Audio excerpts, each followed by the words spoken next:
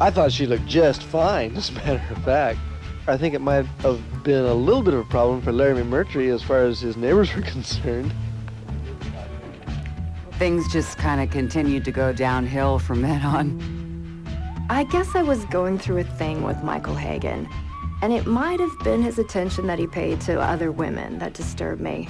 It must have been about 2 or 3 in the morning. I couldn't sleep, and I just felt like kind of walking it off. I was in a bad mood, actually, and I went out in my bare feet. Larry McMurtry. Situation has come up where I might need an attorney. Some friends of mine came in from California yesterday in a big bus on their way to the World's Fair, Ken Kesey and several other people. And they had a girl with them who was pretty disturbed. During the night, she got away from us, and the cops picked her up. By the time we got down there, they had put her under psychiatric surveillance. Where are my friends? Do my friends know I'm here? They held me in a cell for a little while. Then they had someone come to talk to me. By this time, I was just a complete wreck. Where am I? You're in the hospital. People were asking me a lot of strange questions, and I just didn't answer any of them, except I think I gave them my name, and that was all. Name, rank, and serial number, so to speak. You're right around here at the desk. You're in the hospital. Hello, I'm a nurse. What's your name? Your hand. What happened to Stark Naked? One of her friends in San Francisco came out and got her, and she ended up going back home with him, and that was as far as she got on the trip.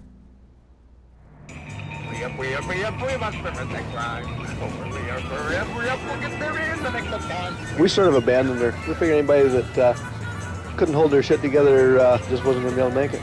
You know, we had a trip to do. We had to keep moving. And it also made me nervous, thinking, who's going to be left behind next? Is it going to be me? It should. It could. Weren't you concerned that this trip was beginning to unravel? I'll tell you a thing that I learned while I was working in the asylum that I think is the most important thing I've ever learned. Every once in a while, all the power, the attention that you have comes to bear on exactly what you're doing and doesn't decide whether it's good or bad, just decides that it is. And the only thing you can do is enjoy the ride.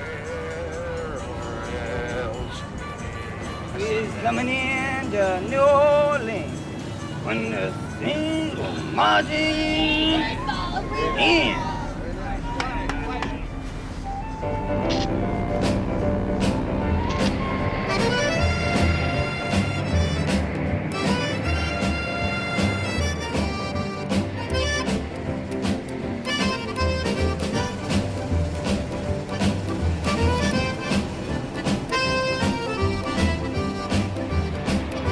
Well, Cassidy wanted to show us New Orleans because he was familiar with it, and he was so excited to be in New Orleans. It was a big, big deal. He had his favorite haunts. He was kind of the tour guide.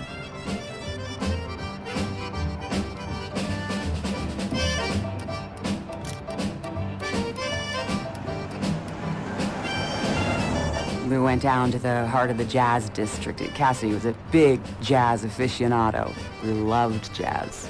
Ah, the old absinthe bar. The old absinthe I bar. remember that I was there once, but I forgot. I was there once. It was pouring in on us. It was warm, 11 o'clock morning on Canal Street in New Orleans. Is this feeling of everything moving slower and slower. Slower and slower. Very thick air. Caught in some kind of molasses mind warp we were. That was where we started to drink mint juleps. I think we went down in a basement, too. We saw somebody had just moved into the other room where there's a piano. And he went in there and sat down, and he started to play.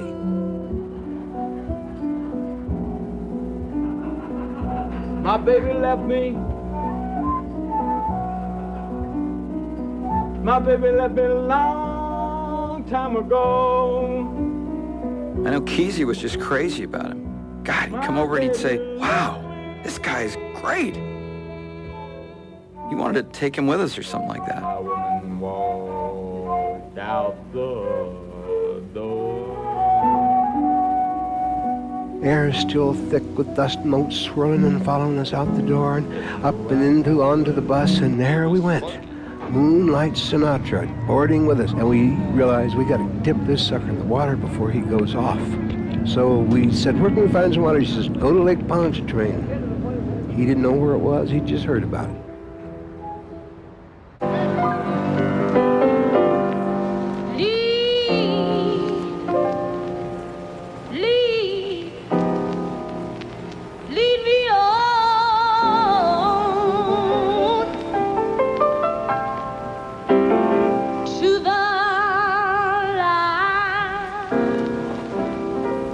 Look at the 60s and what started there. Music was changed forever.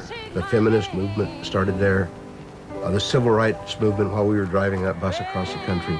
Martin Luther King was in Selma. Either you give the Negro his God-given rights and his freedom, or you face the fact of continual social disruption and social chaos. You have to remember this is 1964, and it's right when the civil rights thing was in a very early infancy, so white-only, black-only consciousness was still really prevalent in the South. And the story about Lake Pontchartrain was that we'd pulled into a black-only area of the lake. Of course, the pranksters didn't know that. They just pulled up to this lake because they saw it and wanted to go swimming. We got out, I'm loaded on acid, right? Okay, and all these other guys are loaded on acid. Okay, here we are. I think I don't notice that anything is odd, even at this point. As we're swimming around in this hot, humid first day of summer Louisiana day, I remember looking around this swimming hole that we'd all just practically ran and jumped into. I thought, God, there's a lot of colored people here, and there's not very many white people. Well, there's one, there's one, there's one. I looked around, and I had this sudden realization that I knew every single one of the white people in that swimming hole. And then it dawned on me, shit, we just integrated this place. Then all of a sudden, this wave of paranoia went through us all. Talk about being in the wrong place at the wrong time. Well, that's the kind of thing that could have started a race riot. I don't believe a word was said. We all just grabbed everything, jumped on the bus, and left.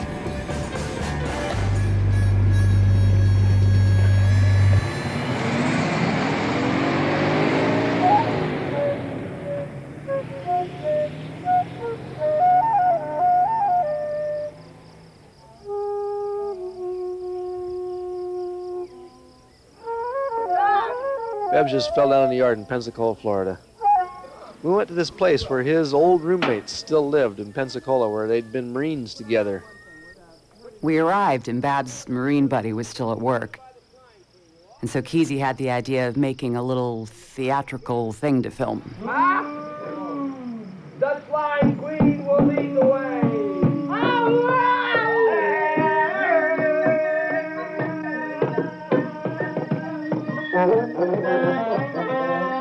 Oh, this is funny. I remember this really well. I consider this to be one of the most fucked up days on the whole trip. Being pregnant, I was miserable. It was just really hot, and there was no reason to be there, and there's nothing to do, so we did this. I was trying to be cooperative, but I can tell you that it really had nothing going for me. This is some kind of absurd dance, as I recall. I enjoyed it. I just wish I could have played the trombone better.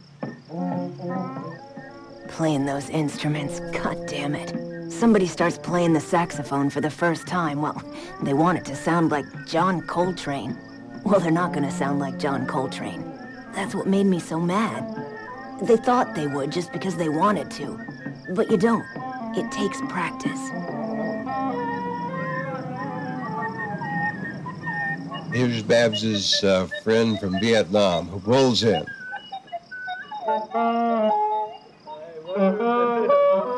Pleased to meet you, sir. Yes, indeed, it's been quite some time. Toodly-doodle. Oh, yes, it's a little strange since the court, don't you think? Uh-huh. I've changed my uniform slightly.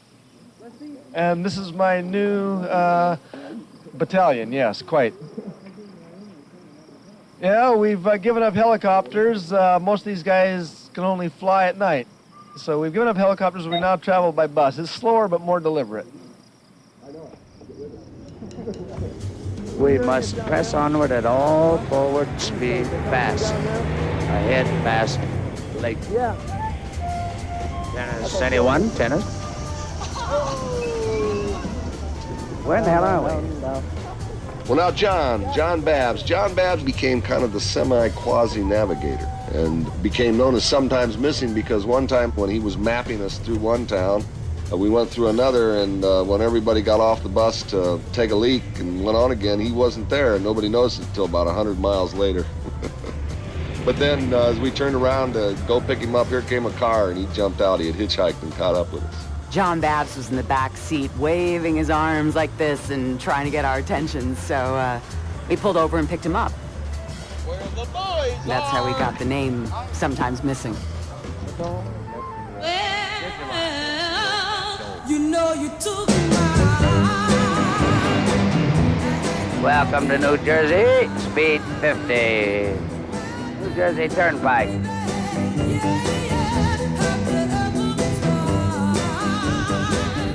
Truck driver I ran into said that Dean Moriarty was an 8-wheel, low-bed, flatbed trailer. He says, yeah, when I read it... In a way, Cassidy saw himself as a guardian of that trip, and he was. He was driving, but he was not masterminding the situation. That was Kesey's trip. We are actually fourth-dimensional beings in a third-dimensional body happening in a second-dimensional world. I know, I say second-dimensional all these primary movements like elemental. People following him all the time, egging him on to greater heights of self-indulgence. And he always did it. He always tried to be more of this hero that was this self-indulgent, on-the-road, epic legend. Yes, sir. License and registration. Of course. Where you head? 250, I think it's Madison Avenue. I forgot now. We all learned a great deal from Neil Cassidy. This is a guy that knows what he's doing, and this is his medium. It's words, it's cars, and it's drugs. Last night, but the night before, yes, sir. And that's why. Back on the bus. Everybody get back on the bus. Even on the job. Out here. We could all do making noises and hitting sticks together, but to be able to use the most advanced of instruments, which is our mind and our voice. Cassidy could do it better than anybody using words. New York, 70. Meters, lose licenses. Concerto di la Passing Diesel.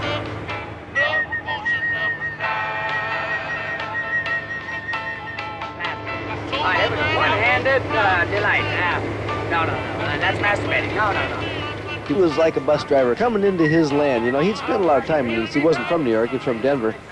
But he'd spent a lot of time back there, you know, back in the days with Kerouac and Ginsberg and those guys. And yeah, I think he first learned to drive as a parking lot attendant in New York, as a matter of fact.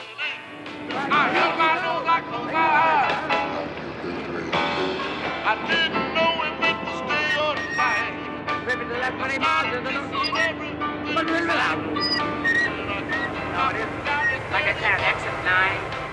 Turtle 9, exit 9. Love potion number 9. But when they left off, I said, love potion number 9. I lost love potion number 9. Third, there is the Empire State Building dead ahead on 7 miles, 5 miles, 7 possibilities, 7 miles, Empire. That on the right. Well, coming into New York was exciting because that was our destination. Welcome to the Bronx. I was there. This was it. I had made it to New York. What an unnatural environment when you look at New York with the streets and the cars.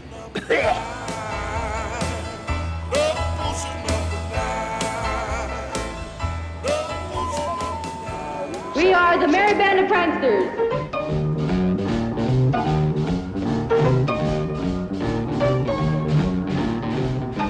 When we went into New York City, we were all on top of the bus, playing instruments and tootling around everybody.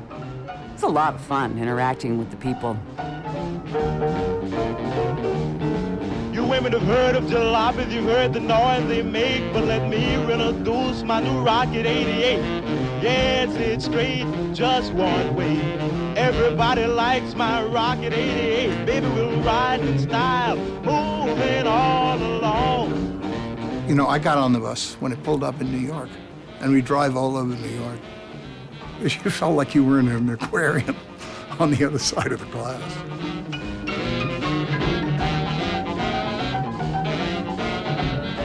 The public always grinned when they saw that bus. It's like kids when they see an Easter egg. It's simple. There it is. It's colored. It's an egg. Nobody felt the slightest bit threatened by it. Ken really believed that things could be changed, that consciousness could be changed. He saw himself as a kind of liberator for the generation, and he saw the bus trip as a kind of going to New York, a kind of, you know, Napoleon goes to Paris.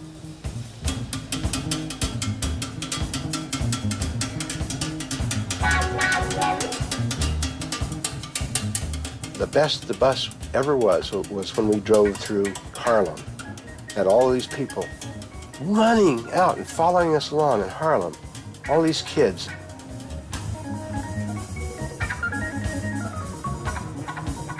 Some 2 weeks later, the bus has somehow managed to get across the country. And once again, you encountered the bus. Yes.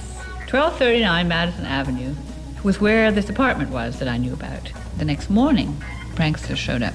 And they all came in with about 500 pounds of equipment. I mean, they just had wires and cameras and lights, and it was instantly strewn from one end of the apartment to the other.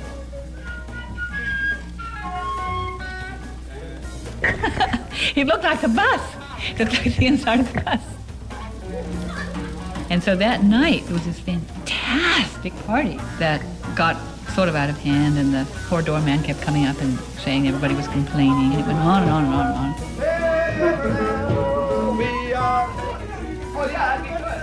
And everyone was very excited that Kerouac was there, and he was getting really drunk, and Ginsberg came. I saw the best minds of my generation destroyed by madness, starving, hysterical, naked, dragging themselves through the Negro streets at dawn looking for an angry fix. Ginsberg is like a sponge. He can sop up all our poisons. I bought the record Howl. He was kind of like a folk singer to me more than a poet. I knew the sound of him reading before I read any of his stuff. Set up, smoking in the supernatural darkness of cold water flats, floating across the tops of cities, contemplating jazz. And when we headed off on the bus, it was only natural that we should head to New York and try to find Ginsberg and Kerouac. Unfortunately, it wasn't like meeting the author. It was more like, see if we can get him to respond to our antics, which didn't happen. He was not enthused with our craziness. The thing you gotta realize about Kerouac, it was like he was already sort of an old guy and kind of out of it. He was already crystallized. He was kind of a sad character. We had been accepted by the old gunfighters, you know. This is the real heavies in our mythologies. Kerouac, Cassidy, Ginsberg.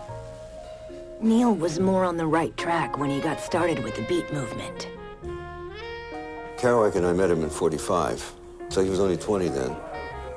And within that year, he and I had a romance that lasted on and off for, well, till at least, I think the last time we were in bed together was '66, so that's 21 years. I got a whole theory about this man. What he was the real smart Catholic boy who got sucked up by Kerouac. But he was real poetic, like all these Irish Catholics are. And he got in with some poets, and he got aspirations. And somebody plants a little seed of how great you could be because you're so great, so sexy, so poetic. He fell in love with that idea, which was something he couldn't possibly achieve. So then he was split between the two worlds. He couldn't create anything for himself. He couldn't get it together with a lady and have a good family. He couldn't go off and be a faggot with Ginsberg. He couldn't be anything. It's an exact mimicry of Ginsberg 20 years ago, you know? Ginsberg used to be wild, huh? Ginsberg's so cool shit. now. He used to run over Columbia rooftops waving genitals and manuscript. The whole point of this trip, supposedly at least in the beginning, was that everyone was going to go to the fair. All the pranksters were so excited. This day, we drove to the fair, and it was like the hottest 29th of June that ever had been. Practically everybody in the world is coming to the fair. I made my reservation. I'm leaving town tomorrow. I'll find somebody new.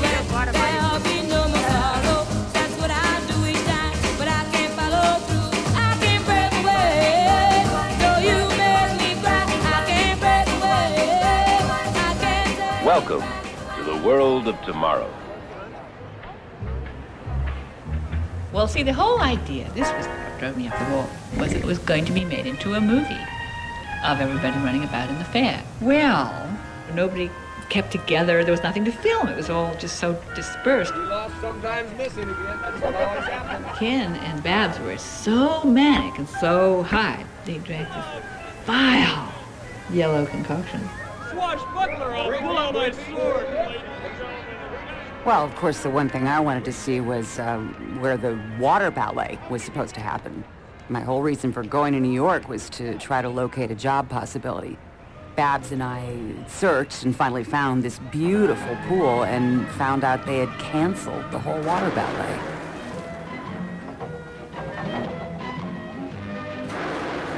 And these same people probably also take in the exhibit where the wizardry of modern chemistry is presented with entertaining showmanship. Better things for better living through chemistry for the finer world we want. Better things for better living through chemistry, that's the promise of DuPont.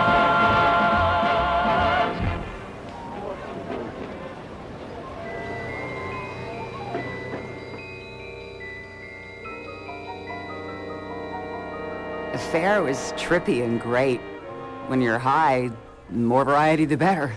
You are about to take a journey out of this world into the world of the future. Forget the world around you. Forget the people around you.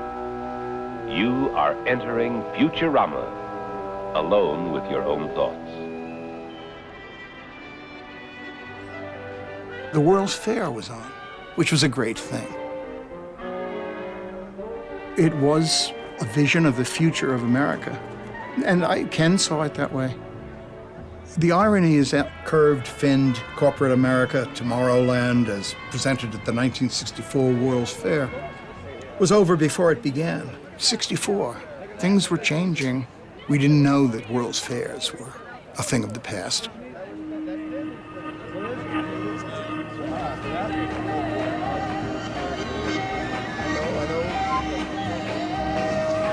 By then, the trip became more important than the destination. Never mind where we're going, it doesn't make a difference where you're going. The whole notion of the trip, take an acid trip, came out of that summer. The effect is somewhat like looking through a microscope. Suddenly, when you look through a microscope, you discover that there's an invisible world around you that you hadn't known about before you did it. The same thing is true with a psychedelic drug. After the disappointment of the World's Fair, you headed to Timothy Leary's compound, the International Foundation for Internal Freedom. Was it called IFIF? IFIF. It was like a 4,000-acre farm outside of Poughkeepsie in Millbrook, New York. We teach people how to turn on, or how to go out of their minds. By turn on, we mean to tune in, to get beyond your routine ways of thinking and acting and experiencing. Ginsberg is the one that set it all up because he knew those guys at IFIF, and he thought it would be a great opportunity for us to meet each other. It was like the West Coast acid heads meeting the East Coast acid heads and having a powwow. Let it off! We pulled into their scene, making a lot of noise. We set off two smoke grenades. Pranksters have found their merry castle. They're there. They're there. And I have to inform you just what's exactly going on. We're high and they're coming down. That's what's going on. You know, that quiet time after a trip when you just want to be very mellow. And up drives the bus with these speed freaks. And they come to have fun and play with flutes, and everybody in the house took one look and fled, leaving me to welcome them.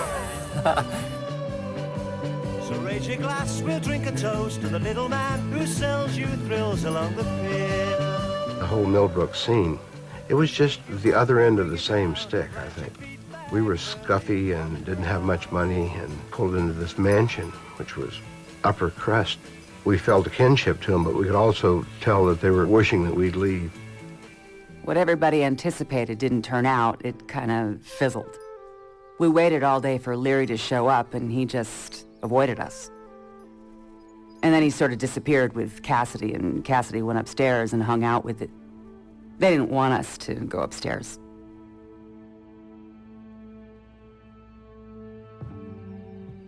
Alpert was very friendly. He was there. Just listening to Alpert talk, man, it seemed like he was a fucking crazy man. All of my games were like going off into the distance. I got this terrible panic because indeed I was going to cease to exist. And I got the panic, which is the panic that precedes the psychological death, because indeed Richard Alpert was dying. These people scared the shit out of me, man. They were very clinical and controlled, and we were really free form. We were the explorers, and they were the scientists. And so we just entertained ourselves at this waterfall. Shake it up, baby. Shake it up, baby. Twist and shout. Come on, twist and shout. Come on, baby. Come on, baby. And that's where Kathy Van Leeuwen got her nickname, Sensuous Experience. Sensuous X, yes, I remember well. Her name was implied in her very bearing, that is to say, her bodily example. Kathy was Zonker's girlfriend in college, and that's why Zonker went on the trip. Sensuous, oh my God, look at her. Oh, she's so much like Marilyn Monroe, right? Now, I'm wondering at this point whether my girlfriend has been having sex with these people or not. And that's the point at which Kesey started flirting with her, trying to get her attention. And he did get her attention. Have you ever heard the story about Peggy the Pistol? He says all my dope is yours as he's fucking my girlfriend. Thanks, Kesey. I wanted to get out of New York as quick as possible. And I was basically telling her that she could get on the bus, but I was gone. But then I realized that I really didn't want to leave her with all these fuckers. And when they were getting ready to leave town, I had to decide, was I gonna stay or was I gonna go? At that point, I was still planning on staying to work. It didn't work out that way. I got sucked into the prankster scene too much, too heavily. So I stayed on the bus. I wasn't there on the way back. I was so happy to be off of it.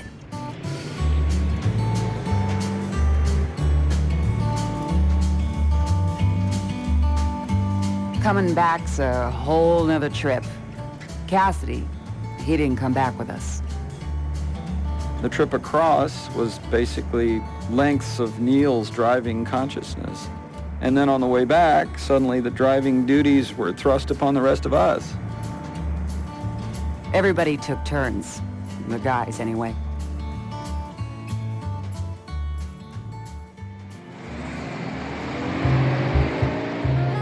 I was on the way back.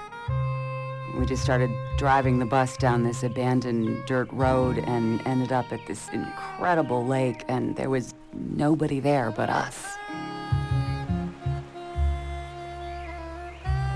We decided we wanted to find a spot to take IT-290.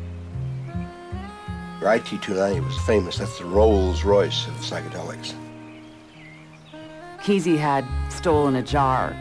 He claimed it was the last jar of IT-290 on the planet.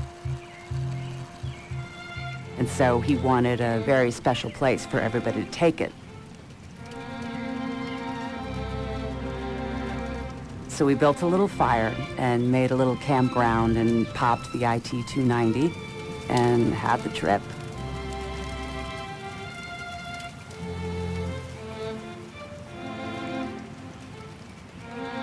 Oh, wonderful.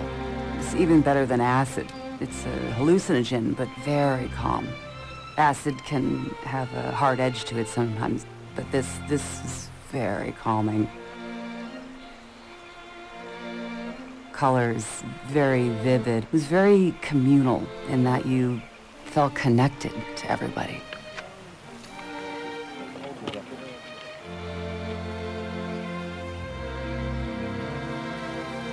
I thought this was as American as you could get because we were exploring a new territory, just the same way we went to the moon or sent Lewis and Clark expedition here to Oregon.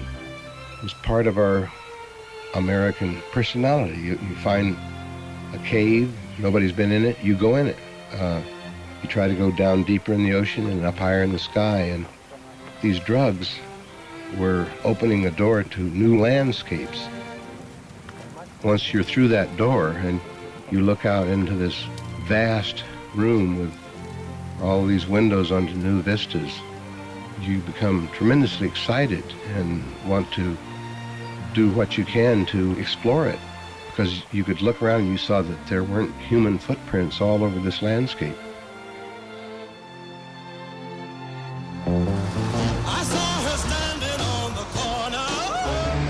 How did the dynamics on the bus change when some of the wives joined the trip back?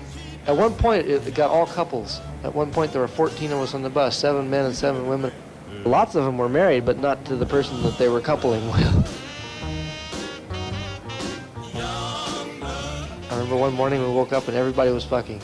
The whole bus was shaking. Y'all the one. You're the one. You're the one.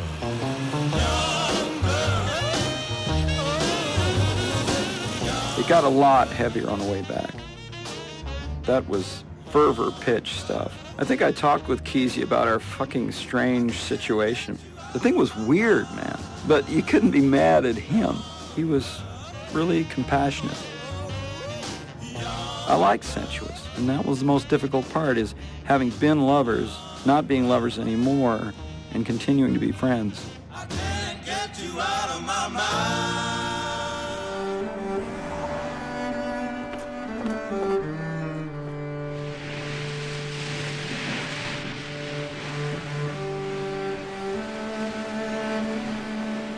The thing that creates problems in all those husband-wife triangle situations is everybody's hang-up with their own attachment to some kind of belief of the way it ought to be.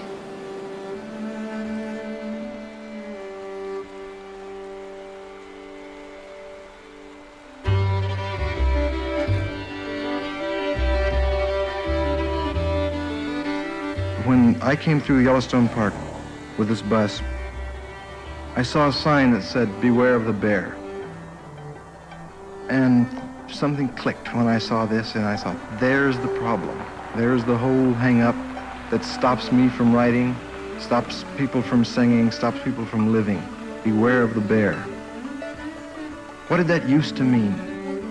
It used to mean be aware of the bear. Now it means be scared of him.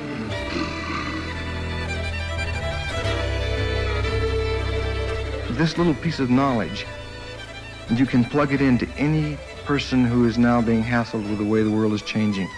Goldwater and his bunch are scared. That extremism in the defense of liberty is no vice. There's something happening that is scaring these people, which means that something is happening that's so new, they're scared beyond any powers of reasoning.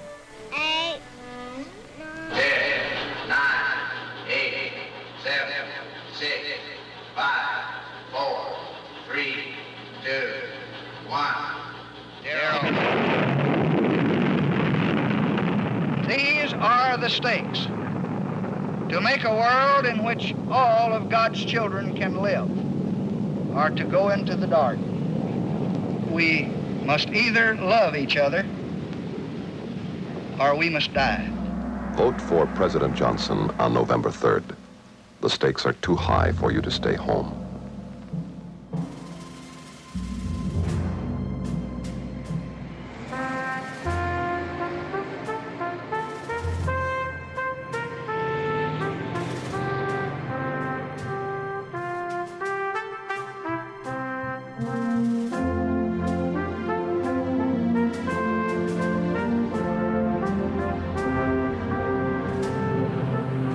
All the themes of my work have to do with America. Traveling across this land, coming to this edge, and then what?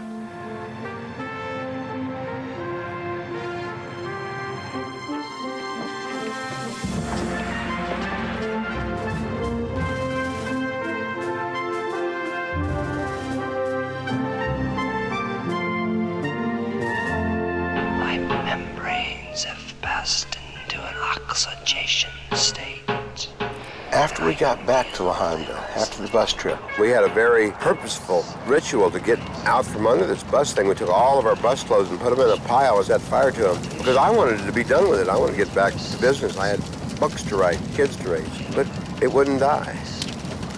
People just kept coming around. Like little jackrabbits gaily crossing the pasture that morning. So. What happened with us, we were making that movie, and pretty soon on Saturdays when we showed it, people were coming to see what it was. And the red barn and the kids on the beach in the stream saying... We really didn't project it until I'd finished editing it, reel to reel, in chronological order, and we showed it from beginning to end without stopping, so 30 hours straight. And so for part of it, everybody slept through it, of course. Cassidy, of course, he took speed, was awake, and was the one who ended up running the projector and talking very softly. And now we're coming to New York, enjoying every second of it. But he was the only one awake. Absolutely everybody was asleep. He's babbling just like he always He's out of his nuts. Every Saturday, they'd come around more and more because we would do these Saturday night trips. And finally, there were just too many coming around. So I realized, I got to get this out of my house because otherwise I'm going to be cleaning up all week long for the rest of my life. So we just said, okay, next time we're going to do this in Santa Cruz at Babs's house, which was really the beginning of the acid tests.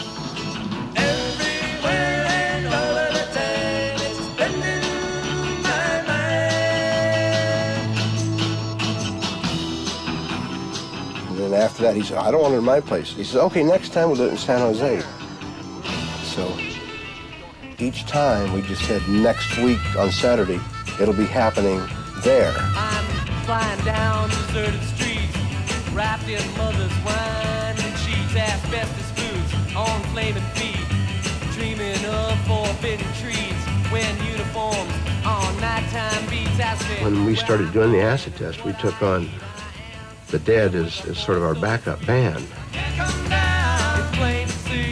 We'd heard about Kesey and the Bus. They'd been doing outrageous things for quite a while and had a reputation for it. And for us, it seemed like a real interesting thing to go and check out.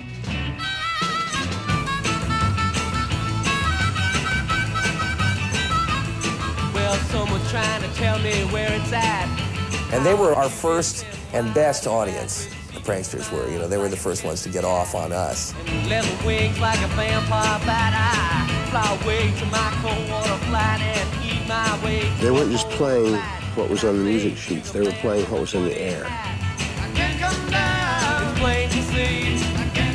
When the Dead are at their best, the vibrations that are stirred up by the audience is the music that they play. That means that the band has to be supple enough to really read the notes written on the wall. They say I've begun to lose my grip. My hold on reality is starting to slip. Tell me to get off of this trip. They say that it's like a sinking ship. It moved on from that exponentially from one place to another place. Come down, wait and see. I've been set free. LSD is a really groovy way to find out more about the things around you. LSD helps me understand the whole world better. LSD helps you to understand your own mind. Once Pandora's box is open, you can't regulate who gets to use the stuff that flies out of it. Well, I'm terribly frightened by the problem of LSD. I think there's been a great deal of misinformation by those who seem to see no harm in it. But as a parent and as a citizen, and certainly now in this position, I am greatly concerned. A powerful new drug capable of producing weird and dangerous hallucinations had found its way onto the streets. We had to try and stop it.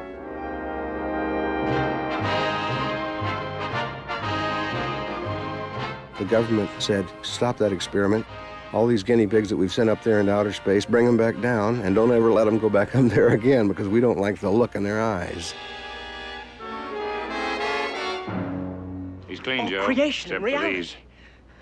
Oh, sugar cubes. I'll make you a book. He's been dropping that acid we've been hearing about. Evil! Evil! Evil! All right, come on, son. Settle down. Hospital people, whether they want to or not, are becoming expert in the handling of LSD users in trouble. Some people have a bad experience the first time they take the drug. Others take it 30, 60, or even 100 times before their bad trip. And the bad trip? Instant insanity. Often a never-never land of no return. No, get away.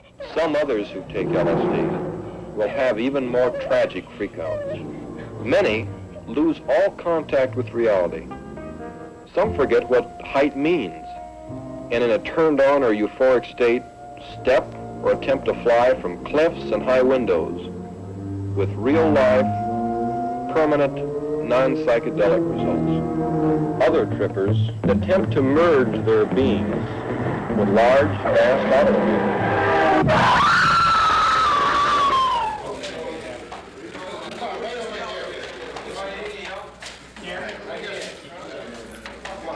With all the hype about LSD, you were busted with marijuana? It wasn't even grass charges. It was being in a place where marijuana was. Mr. Kesey, do you feel you did something wrong? I feel like you only come to this movie once, and if you don't get something rewarding out of every minute you're sitting there, then you're blowing your ticket. Let's assume the worst. Supposing they do come back with conviction, would you appeal? But if I could just concede in some way and let them stick me in jail and do my time, I would do it and save the taxpayers and everybody else a lot of trouble. The aim of the sheriff and the probation department has been to rehabilitate Mr. Kesey, to get him back into writing, back into the career where he seems to have the most talent. Walking young in the morning, do my honey. In 6 months, your kids grow a lot. That's what they take away from you in jail. That's a drag. I don't want ever to go to jail. You didn't hear no baby cry today.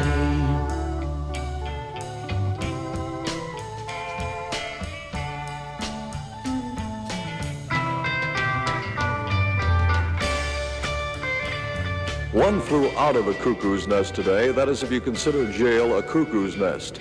Federal charges were dropped, and the last obstacle, San Francisco bail, was set at $3,500 plus penalties. Kesey will be back in court November 9th, hopefully.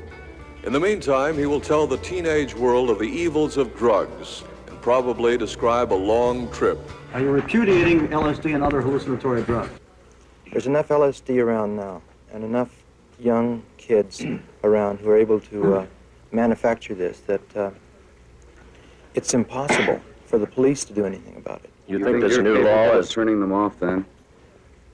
I don't know that you can turn them off, but I think you may be able to move them on. Do you consider yourself becoming one of us squares, perhaps? God, I hope not. The commencement exercises for LSDU will be held on Monday night. That's Halloween. And, of course, the man who is going to be passing out the diplomas is Ken Kesey. Well, Ken, what's the theme of this commencement exercise? Trick or treat. When I first proposed the idea to Jerry Garcia, the leader of the Grateful Dead, who's playing up there now, that it's time to graduate from acid, he says, hallelujah.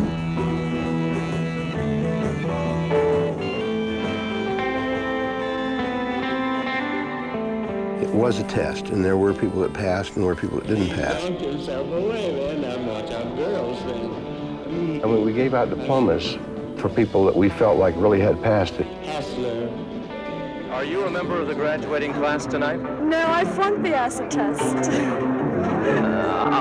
How do you go about doing that? Well, the stipulations that Ken put up, I didn't pass. We went wild for a while. We went wild because we'd been caged up for 50,000 years. We went wild and found out there was more than we had been led to believe.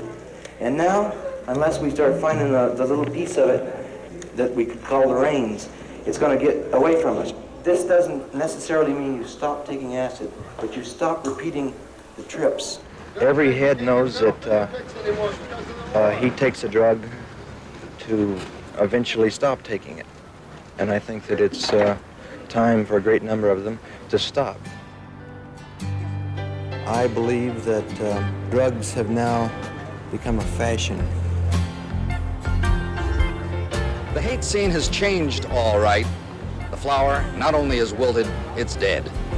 Going to leave this broke down palace on my hands and my knees.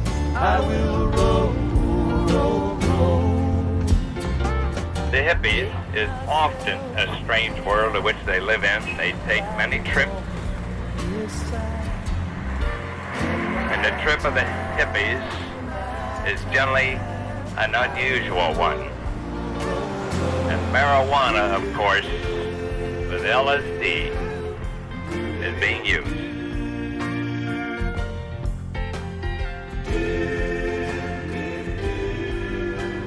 All of these drugs were being fed into the culture by the CIA. The LSD was not the whole story. I didn't believe it for a long time. Well, Allen Ginsberg says, you know who was paying for that? It was the CIA. I said, oh, no, Allen, you're just paranoid. But he finally got all the records, and it did turn out the CIA was doing this, and it wasn't being done to try to cure insane people, which is what we thought. It was being done to weaken people and to be able to put them under the control of interrogators. I was so naive. I believed these doctors knew what they were doing. You know, this is the American government. How could they make a mistake?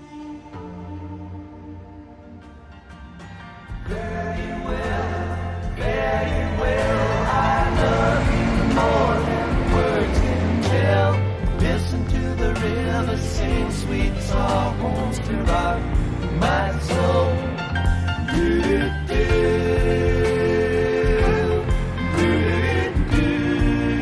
We finally got out of jail. We were perfectly willing to leave that whole area down there, which offered excitement, but no stability.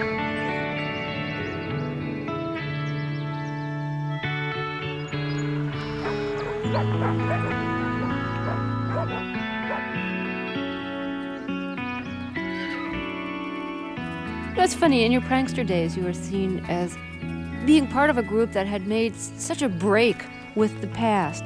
And yet here you are living on a family farm. You're, I believe, still married to the woman who you've been married to since, was it 1956? Long time, yeah. Yeah, so, I mean, there's been this incredible continuity in your life between past and present in a lot of ways. Yeah. My wife and I met in junior high, and all of our families are still very close. This schism between this one consciousness and this consciousness, I believe, has been arbitrarily forced on us.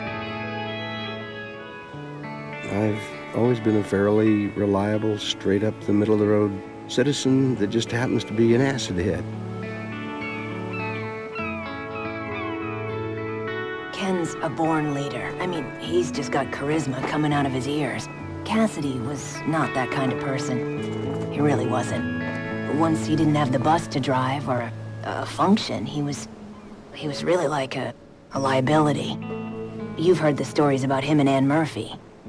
Oh, don't you know this? Oh, God. They were on a heavy sadomasochist trip. I'm really old-fashioned when it comes to stuff like that. I don't think a relationship is worth jack shit if you're not making things good and happy. Compare this with Ken and Faye. They've been good for each other. See, they take care of each other. They don't let each other just go downhill and get more and more fucked up. On the contrary, they take good care of each other. Were you surprised to learn that Cassidy was found dead beside the railroad tracks in Mexico? When he died, I felt like that he'd accidentally killed himself on purpose. I can picture myself in his shoes exactly. And there's no place else to go, really. Might as well meet the angels.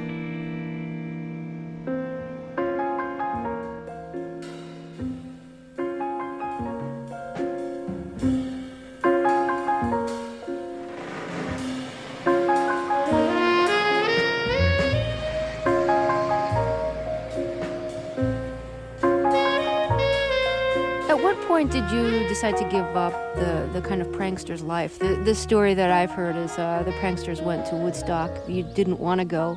And when they came back to a sign hung in your driveway that just said, no.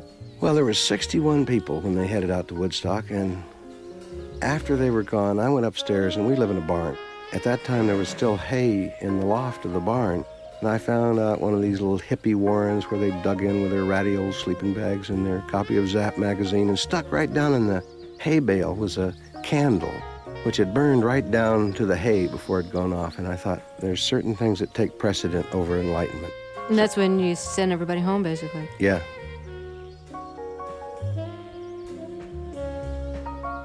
How much writing have you been doing over the past few years? Oh, quite a lot. I write all the time.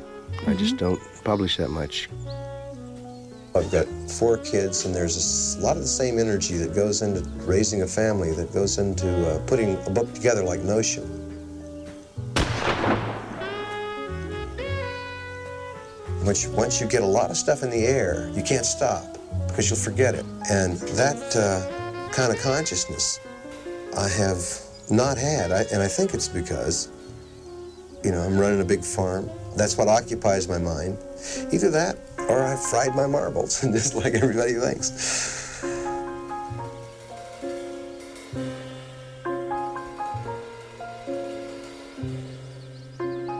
When people ask me what I think my best work is, I always say the bus. Novels are a dime a dozen, but there's only one bus further. What it meant was that everybody had to consider a new way for things to be. Don't you know that we're all one? The deeper I got into it, the more I realized it was a different force working. The only big mistake we ever made as a force was thinking for a while that we were going to win. We developed vested interests in the victory to come. We begin to parcel off into little groups, whether it's feminism or politics, for money, religion, whatever it is, everybody is jumping up and down in front of it until nobody can see it clear anymore. Now, if we'd never made that mistake, we'd been way ahead, and this is kind of why I'm retiring from the ranks.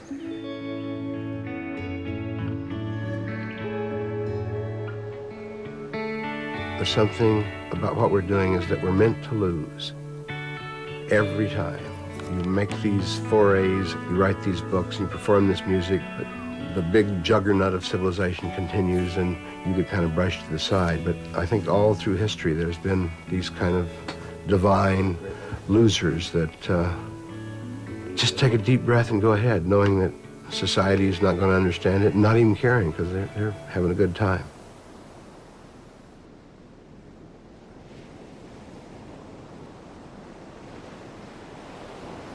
Sometimes the light's all shining on me. Other times I can barely see. Lately it occurs to me what a long, strange trip it's been.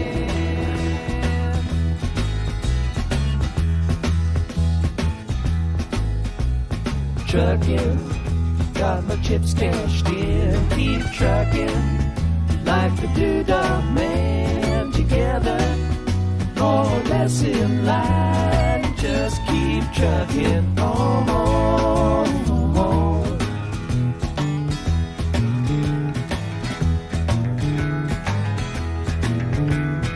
Arrows of neon and flashing marquees out on Main Street. Chicago, New York, Detroit, and it's all on the same street. A typical city involved in a typical daydream. Hang it up and see what tomorrow brings. Dallas got a soft machine. Houston, too close to New Orleans. New York got the ways and means and just won't let you be.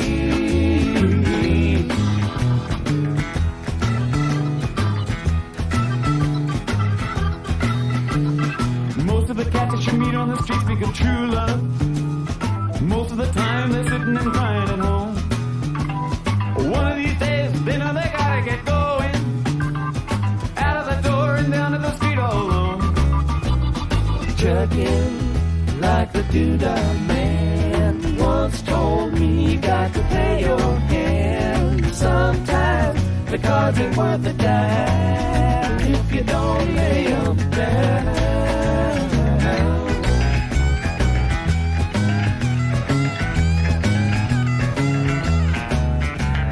Sometimes the light's all shining on me.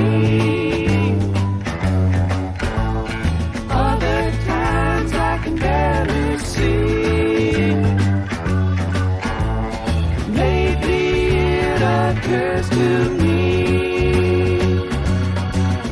what a long, strange trip it's been.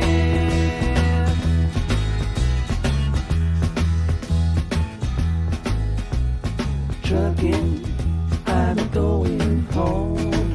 Whoa, whoa, baby.